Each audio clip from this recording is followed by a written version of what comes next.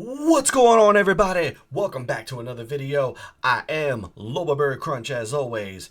SmackDown just hit, and we got some updates on the qualifiers for the King and Queen of the Ring tournament.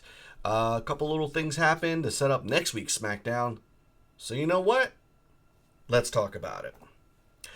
Starting the show off, we had our undisputed WWE champion, the greatest of all time, the never seen 17, gracing us, at least on TV, many more times, but where they were in Lexington, last time, for the final time, John Cena.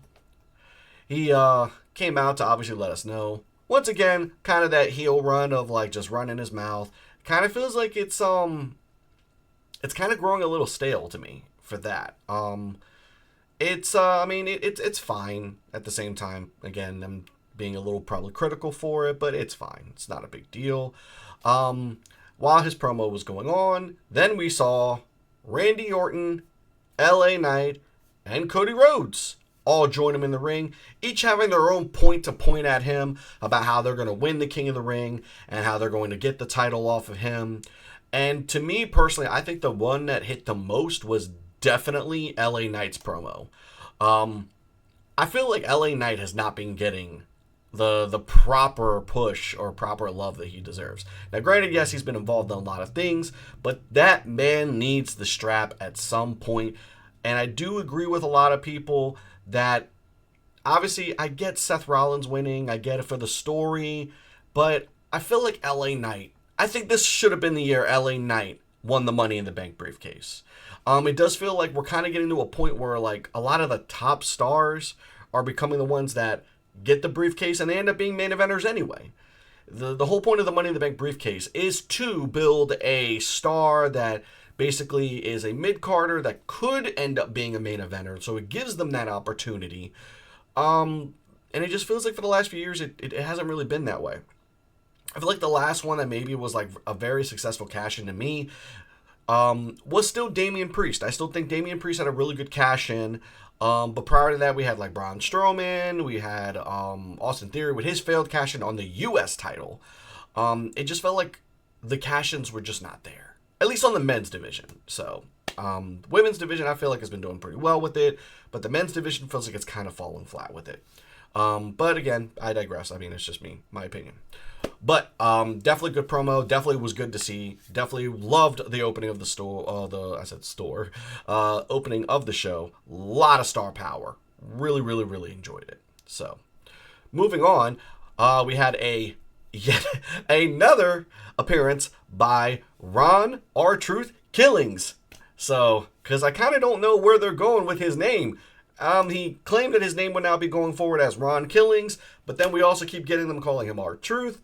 I don't know, guys. Can we pick a name for the man? Let the man pick his name. But he attacks John Cena yet again, letting him know, obviously, that he's still here. I love it. I am all for it. I love this. You know, obviously, not only the history that's with it, but I feel like it's a very great way to kind of re-involve R-Truth or Ron Killings, whatever you want to call him, into everything. And the attack was just, you could see it was just personal. Following that, we had our first men's qualifier match. It was Randy Orton, LA Knight, Carmelo Hayes, and Aleister Black. Now, first, I just want to say, the match was great. All four guys in this match, all stars in their own way. All guys, it could have been any one of them. Any one of them could have advanced and I would have been fine with it. The unfortunate truth of the matter is it was either going to be LA Knight or Randy Orton. And it's no disrespect to Carmelo Hayes or Aleister Black. It just feels like the way they're writing the story right now, they're going to use one of them. And firstly, number one, I am a huge Aleister Black stan. And I feel like you guys got to do something with my man.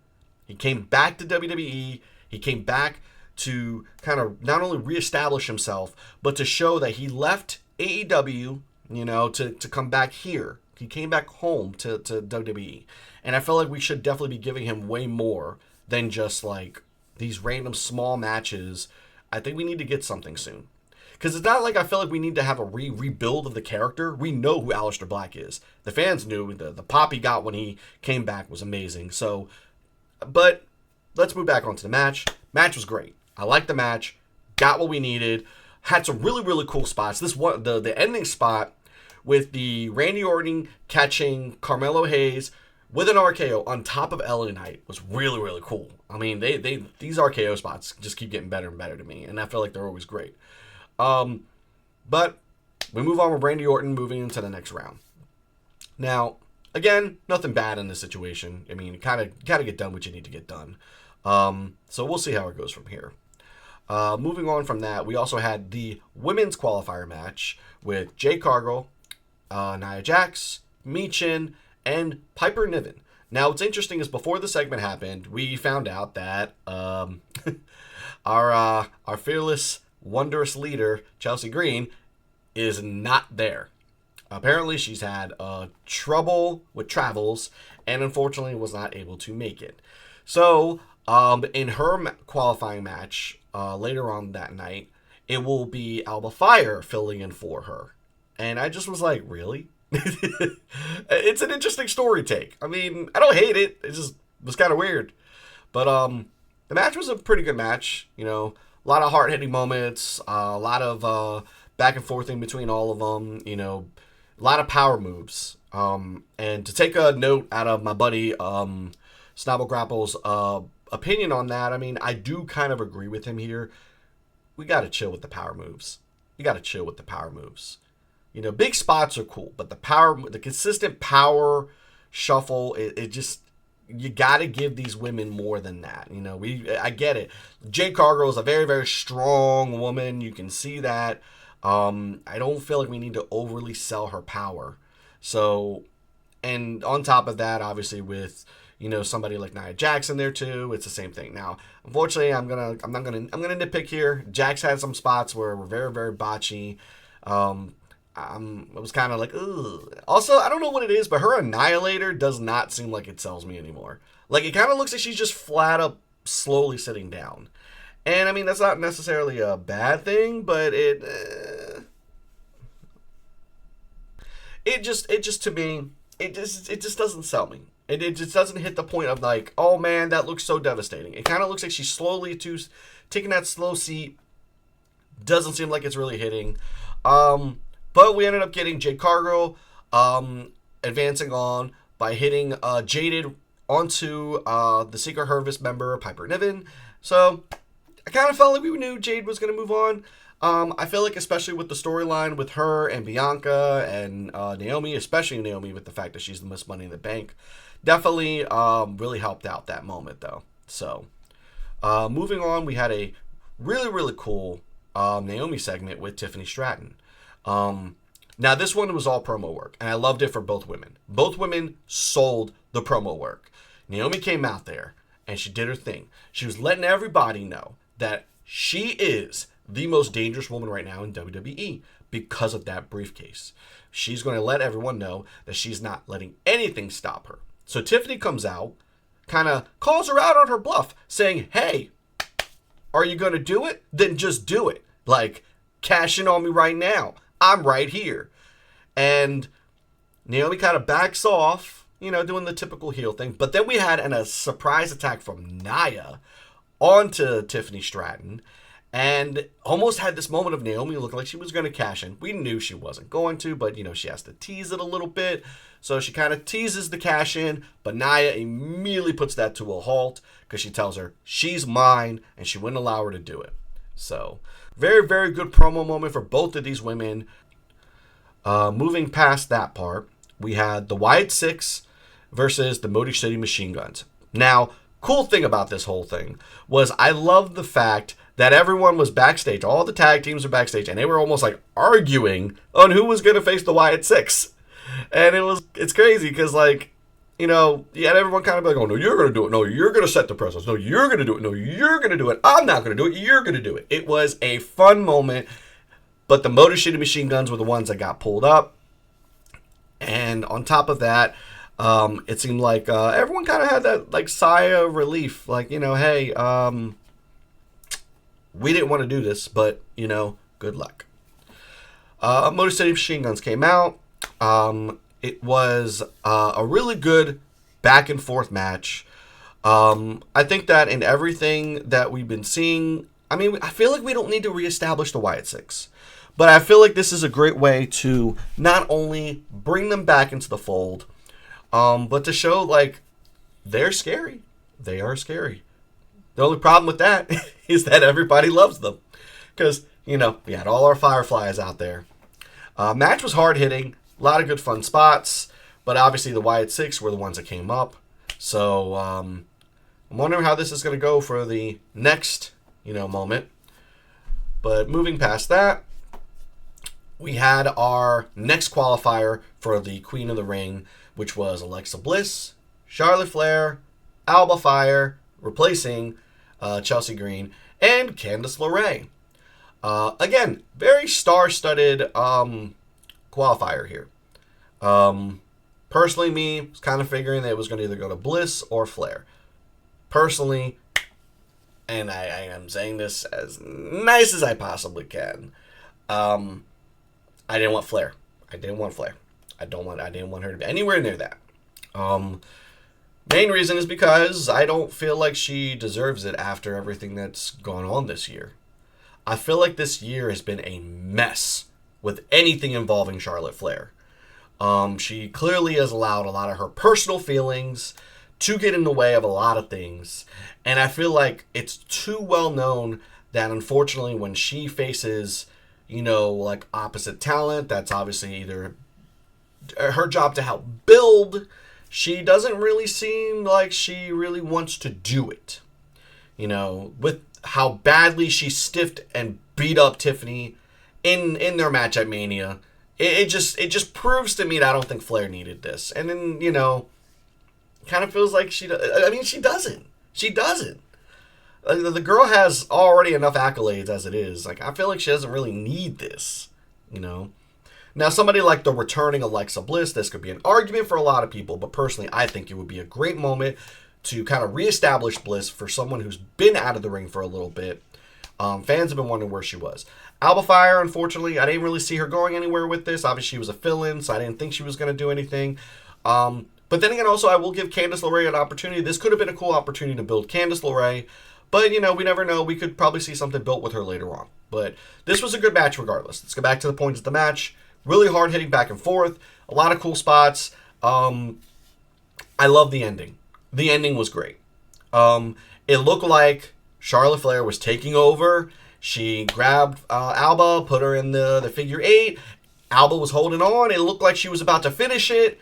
And then Alexa Bliss grabs Candice LeRae, hits her with the Sister Abigail DDT, and pins her in front of Charlotte right after we see Alba Fire tap after the third hit count was done, giving Bliss the win. And I was like, wow.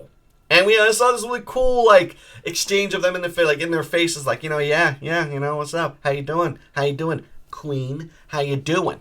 This is my spot now. Good stuff. Good stuff. I want more build on Bliss. I want Bliss all the way. Give it to her. Just give it to her. Moving past that,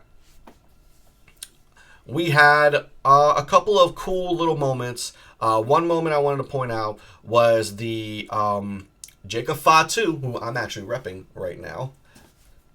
Kind of got, that's why I got the Scully on. Yadadamean. Jacob Fatu coming out and kind of addressing the situation that happened last week. With, was it last week? No, it was a little... I think, was Money in the Bank was just recently. I'm sorry, I'm completely out of it.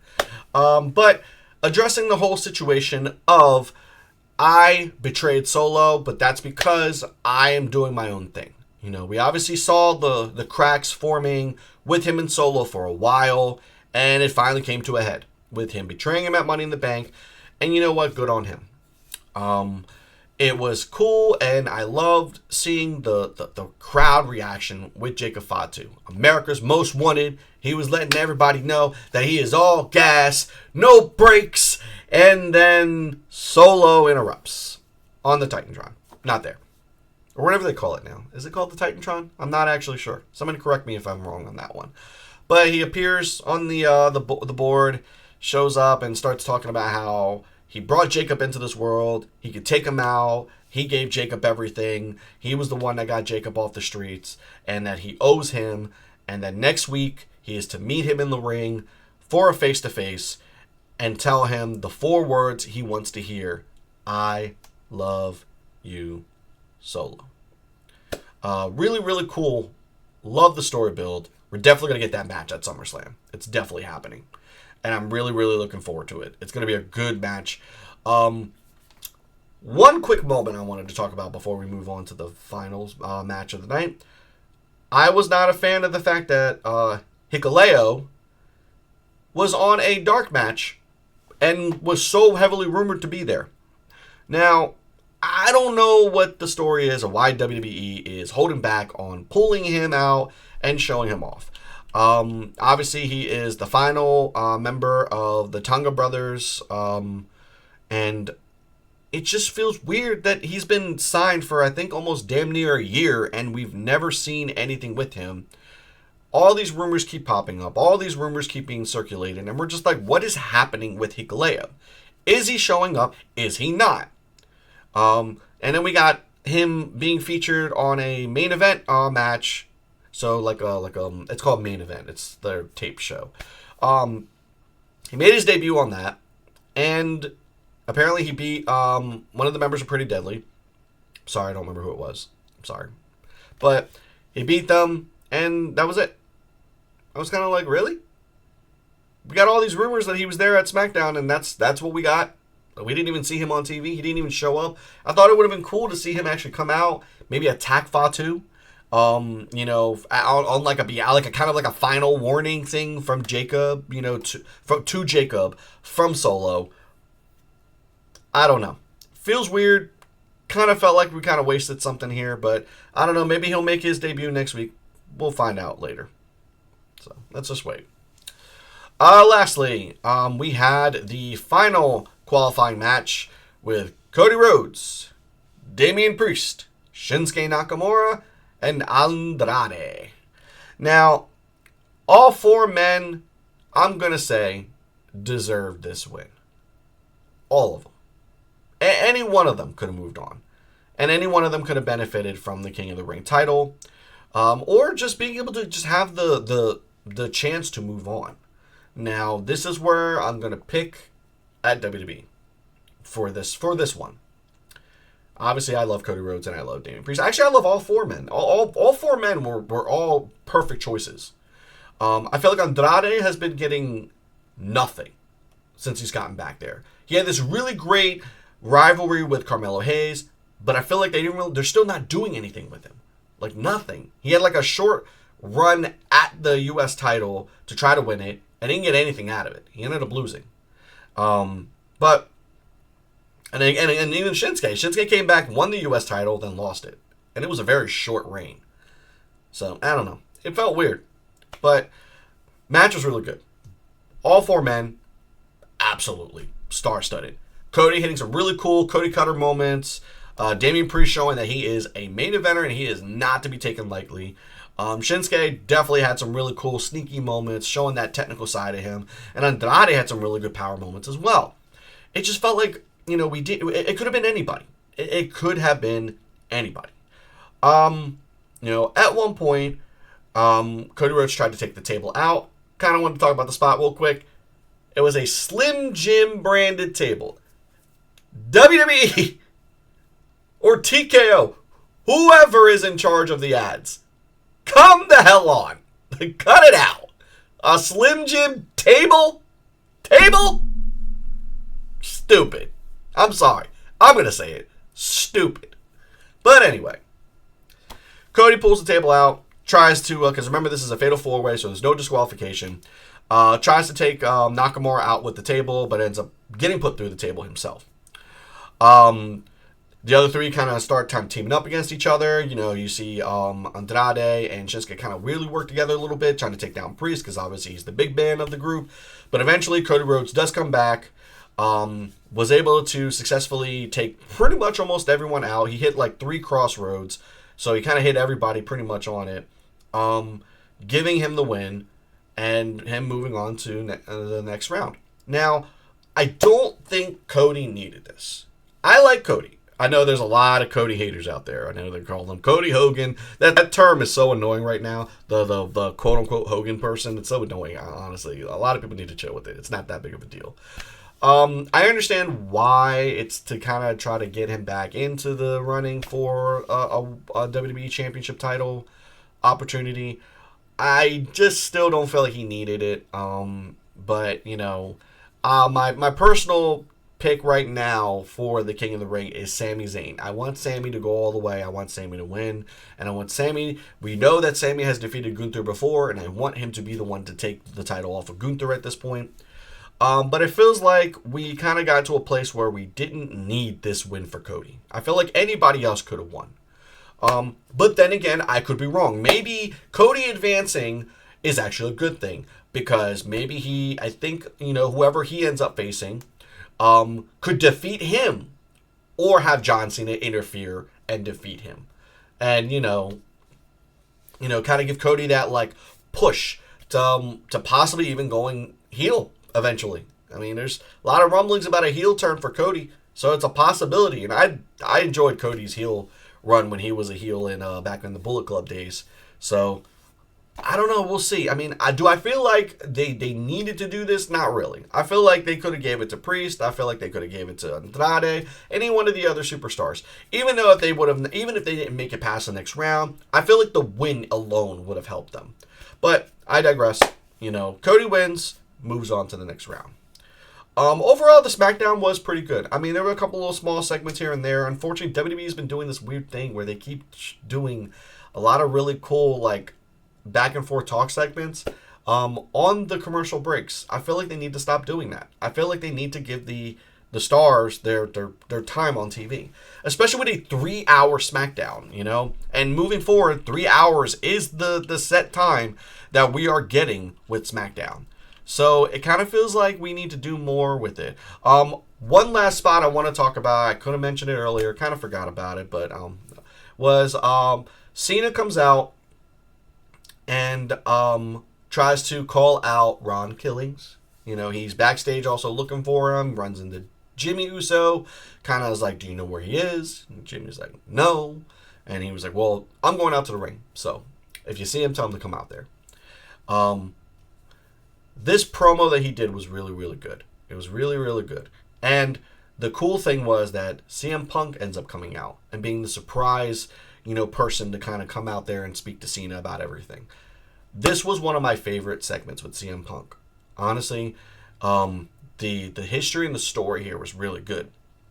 A couple small things that Punk pointed out was the fact that the way John is talking right now, John sounds like an early days CM Punk, while CM Punk sounds like John Cena. And I like that. I like that moment. I liked the back and forth with the two. It was really good. Definitely a well worth watch. You know, especially for some of us that have been fans of these two for years. You know, I've seen their rivalry back in the day. Now seeing where they are now, it's really cool to see where they have kind of ended up.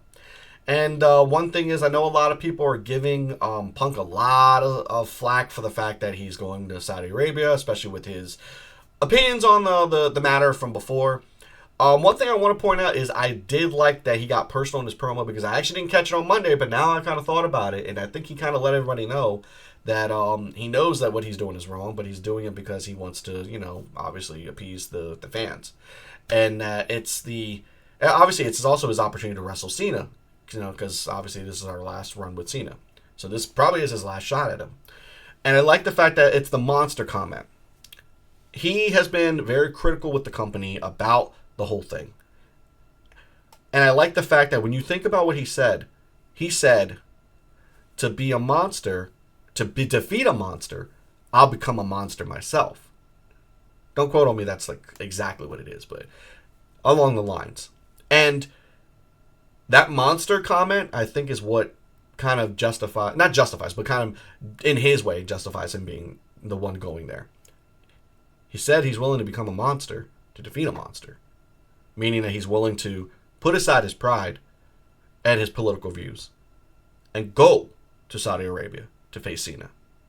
And I'm like, I like that. I like that. Now, granted, again, a lot of people are giving him crap about it. But, I mean, at the end of the day, you know, I mean, this is his last opportunity to face Cena. And unfortunately, a lot of guys have to do things in the company that they don't really want to do. Especially, like, going places they probably don't want to go. I mean, it is what it is. So we are where we are at with it. I like the promo. It was really good. And then right after the promo ended, Ron Killings shows up, beats the crap out of Cena again. And we get an announcement backstage after Nick Aldis catches up with Ron Killings and asks him, what does he want? He says, I want a match with Cena next week. And we got it. So Cena will be wrestling on a SmackDown in a one-on-one match with Ron Killings. And I'm about it. I'm about it. I think it's going to be really good. Storyline-wise, this is going to continue on. Now, it's not for the title. No titles involved from what we've seen. It's just a straight-up match, one-on-one. And that's pretty much it. SmackDown was pretty good. It had a lot of good matches, a lot of good story moments. This one was pretty good. So, definitely a good build-up for the King and Queen of the Ring tournament matches that are going to be at Night of Champions in Saudi Arabia. It's definitely going to be fun. But that's pretty much it for now. So, kind of curious to see where the story's going to go. Kind of curious to see who's going to come out with those crowns. But that's it, guys. Thank you guys so much for letting me come on here and talk to you guys about what happened on SmackDown. I have been Loboberry Crunch, and I will see you guys